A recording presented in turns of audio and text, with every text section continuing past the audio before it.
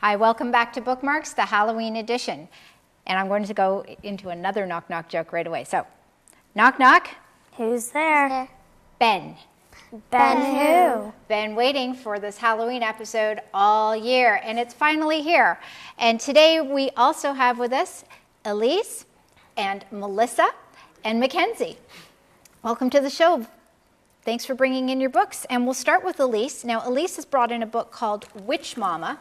And Witch Mama is kind of cool because it takes you right through a Halloween evening with a family. So, Elise, tell us about your book. Well, it's about a girl named Jenna and her brother Mikey, and she was born on Halloween Day, and she was 2 weeks early, but before her mom was dressed up like a big fat witch, and her dad would call her mom Witch Mama all the time. And when she arrived, he would call her his little sandwich, so it was pretty cool. And then they would basically go trick-or-treating. She was dressed up as like Little Bo Peep. Right. And her brother was dressed up like a clown. So they went trick-or-treating and ended up at the end in the school and looking for their mom. So they walked through the whole step and they met like the crossing guard and their neighbors, and they were all pointing the same direction to where their mom was in a coffin, like a witch, and she had her earrings, like Jenna's earrings that she had got her for Halloween. And now the little brother in this story, he's little, right? Yeah, so he gets really scared. And he's not really very impressed with the whole, he doesn't want his face painted, and he doesn't understand the whole costume dressing up thing, and he doesn't really understand the go and meet the strangers who are also all dressed up. But his sister's really helpful. What are some of the things that she points out to him along the way? Well, she points out that every time he gets scared, she tells him that it's like a neighbor or a friend, or it's their mom, so he doesn't get scared. But whenever he wants to go somewhere, or she wants to go somewhere, he puts his feet on the ground and says, no. And he just stays right there. But she's pretty good at talking him through that, isn't she? And one of the neat things is when these kids go through, they go trick-or-treating at all the different neighbors' houses. So they as the reader, we get to meet all the different neighbors. And then at the end, they go through this haunted hallway at the school, and all of the neighbors are there, but they're all dressed up, but they have some little thing that gives away who they really are. So that helps us as the reader, and it also helps her little brother to sort that out, right? Yeah. It's a really nice little relationship that the two of them have, and it looks like their mom has a pretty good sense of humor too. Yeah. So that's Witch Mama, and Witch Mama has a nice sense of humor to it, but it also has a good family feel, right? Yeah. And it's good for what age would you think is your book good for? Like kindergarten to grade 5. Yeah, and you're in grade 5? Yeah. Yeah, so this is a good book for you in grade 5. But it's got some nice pictures too. Okay, so that's Witch Mama. And now we have Mackenzie. Mackenzie brought in a funny book. What's your book called? My book's called One Halloween Night.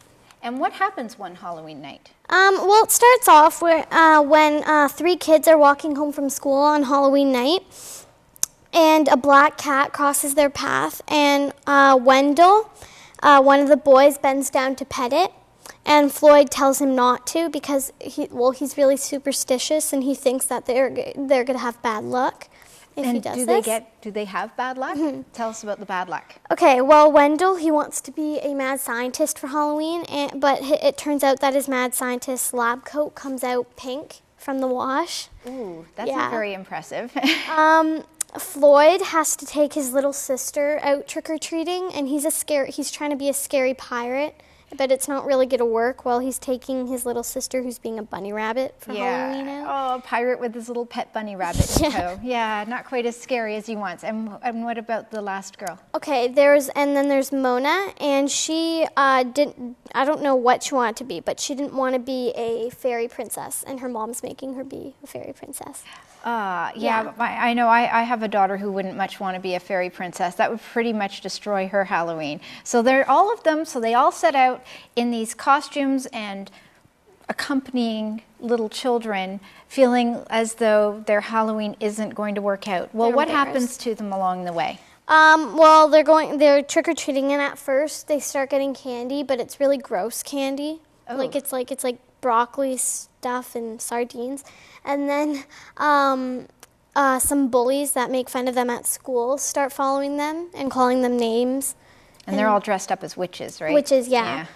And her name's Mona Fleeblish and her friends. Okay, and what happens to these witches? Or, well, what happens with the kids with their costumes? There's some kind of weird magic that happens. Well, Floyd, Wendell, and Mona, they start like, Floyd, he starts doing like backflips, and he's acting like a real pirate, like he's doing real life pirate things.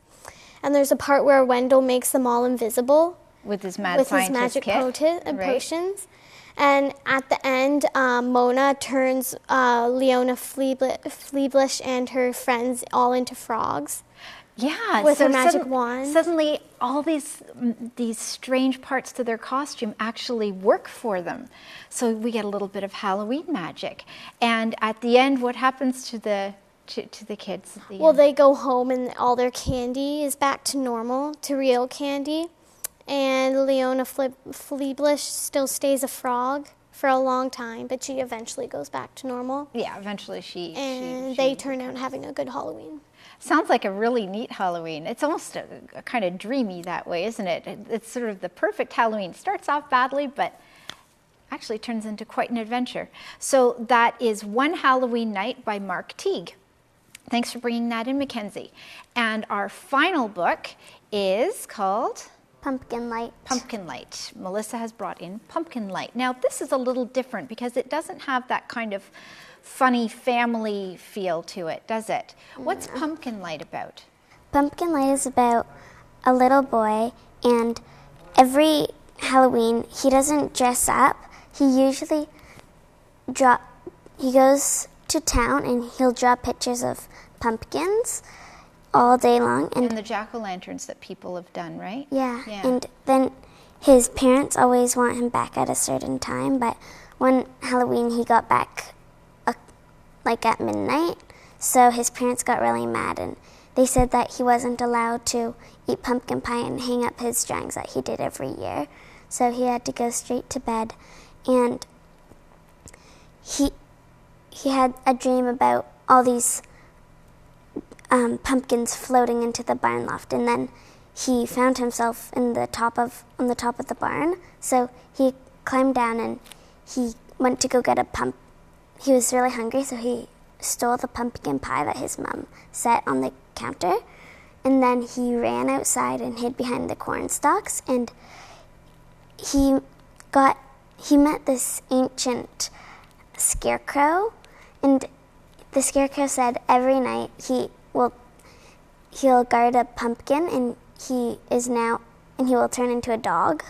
Yeah, so he turns into this sort of scary scarecrow guy turns him into a dog, right? Yes. And then what does he have to do when he's a dog? He has to guard a pumpkin every night until someone carves the pumpkin into a jack-o'-lantern. And so this dog suddenly appears, the boys disappeared, the dog appears, and what do his parents think has happened? His parents think that he must have ran away, or they think that he might have been cursed by an ancient scarecrow as a joke, but not really. Yeah, they don't really take that idea seriously, but they have this new dog that keeps them company. And in the end, what happens to him? How does he manage to solve his problem? Well, the next year, he keeps on pulling on his mom's apron until they're in the barn, and he keeps on barking. So she looks up and she sees a huge pumpkin, and she says it's the biggest pumpkin she's ever seen. So she manages to bring it down, and she carves it into a jack-o'-lantern. And in a few minutes, she sees her son appearing in the light. That's right, because now that she's carved this pumpkin, she's broken the spell, and he's freed from his doggy form, and he can be a little boy, and he can hang up all his pumpkin drawings. And one of the neat things about this is you really can't tell if he's having a dream or if it really kind of happens to him, right? Yeah. There's that possibility.